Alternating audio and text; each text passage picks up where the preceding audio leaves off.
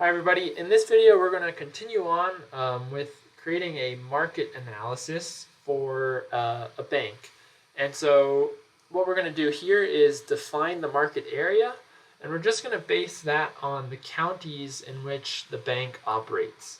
So we're going to have a couple steps here, but what I want to share with you first is this idea or this concept of a FIPS code. This is a Federal Information Processing System code for geographies. A lot of times it'll be a 5-digit number, perhaps something like this, where the first 2 digits are the state and the next 3 digits are a county. And these are standardized across the United States, across multiple different data sets. So if you're dealing with a census data set and a Bureau of Economic Analysis and all sorts of different data sets, all of them have a FIPS code associated. And if you don't, you can just take your own data set and assign it a FIPS code to easily merge it with other data sets.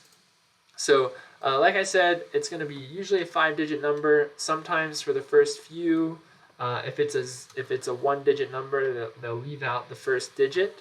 And just to show you an example, we have here some examples. So Alabama is the first state. This is all alphabetical. So 0, 1 for Alabama, and then 0, 0, 0 for the general state. The first county, Autauga, 0, 0, 1, 0, 0, 3, so on and so forth. So increasing in the counties and the states alphabetically.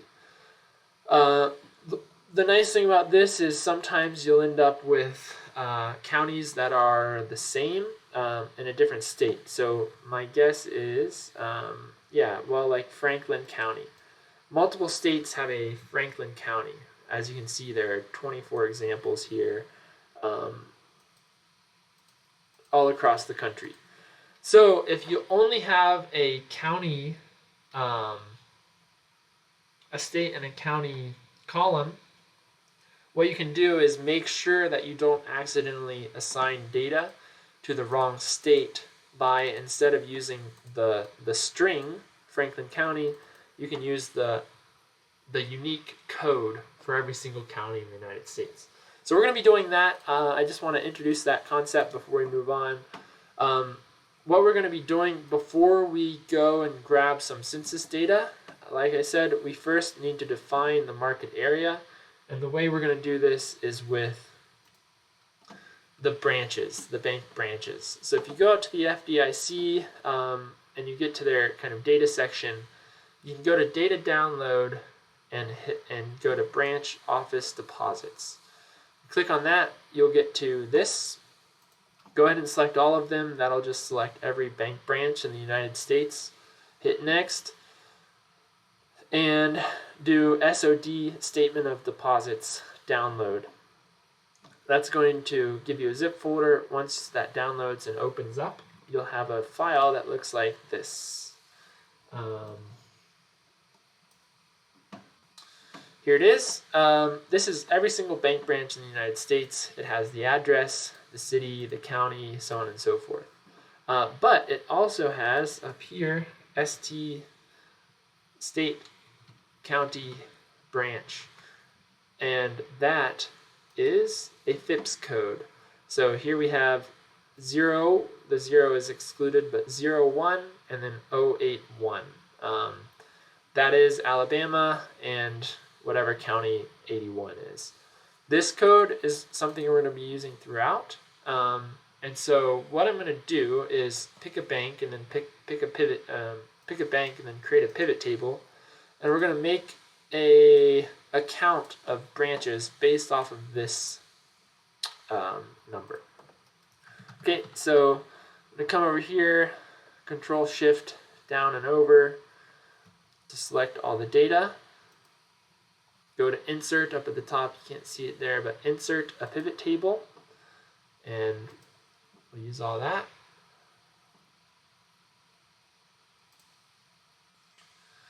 Okay, and then in this pivot table over here, we're going to name full is the name of the bank. We're going to filter it based on the name of the bank, and then state, county, branch. That'll give us all the branches in the United States. We're going to drag this over here. And instead of sum, we're going to click on this value field settings and do a count. That's going to give us the count, the number of all the branches in every single county in the United States. So that Autauga County, Alabama, has 16 bank branches in it as of June 30th, 2020. Okay, last thing, I'm going to filter this by bank. I'm going to pick one that I know, Park National Bank. There we go. And as you can see, it's switched it up so that we only have these here. 39 is Ohio, and then we have one in Kentucky, a couple in the Carolinas. So in any case, Park had 115 branches as of June 30th, and here it's by all the counties. What we could do is go ahead and we can actually create a new column of the state and the county. And to do that, what we could do is grab the FIPS codes and then grab a state name and a county name column, and then we'll copy those into a new worksheet and delete the duplicates. So state abbreviation is fine. Let's just use that one. And go back and find our state county branch number. All right. So, there's our state name. Let's grab those two and the county. Copy those. Put them into a new sheet.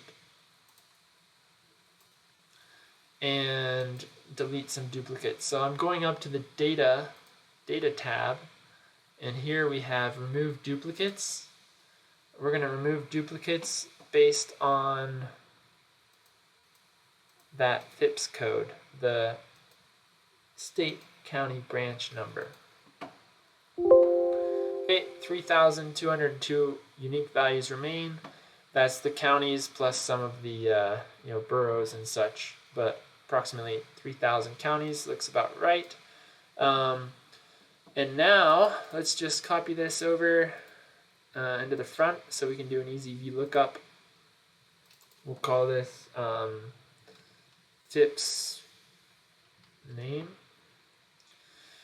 And in the pivot table, I want to remove this as a pivot table. Let's just copy this over into a new sheet as well.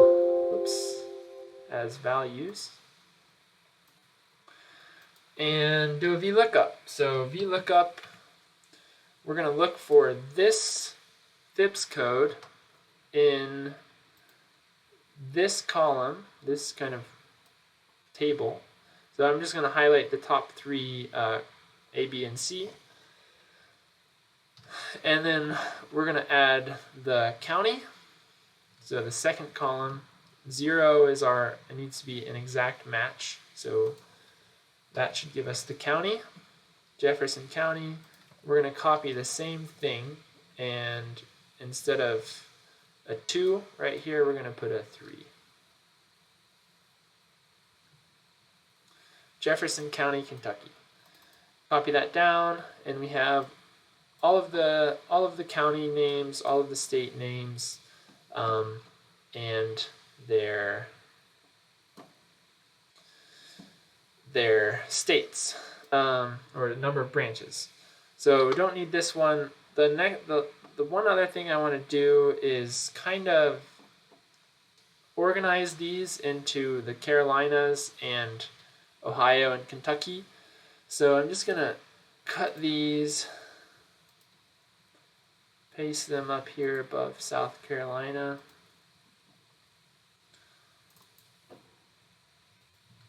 And so we can kind of define this as the Carolinas market, and this, actually we're just going to get rid of those, this as the Ohio and Kentucky market.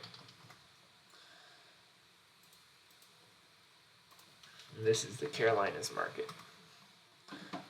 So if you're not familiar with where these are sitting, you can check out a map and see how these are kind of distinct markets. All right, and then finally, I probably should put in here what titles we have here. Here we have the FIPS code. Here we have the number of branches. Here we have the county, and here we have the state. I'm going to put Kentucky down at the bottom. Okay, and with that, we're pretty much set. We've defined the market area. We have the number of branches in each market, in each county.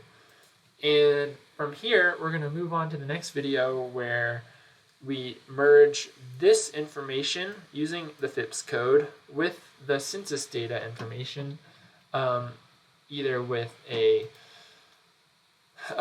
economic, social, demographic, or housing variables. So stay tuned for that in the next video. That should help to finally add some richness to the market analysis and start making some conclusions based on what's happening in these counties. Okay, I'll see you in the next video. Thanks.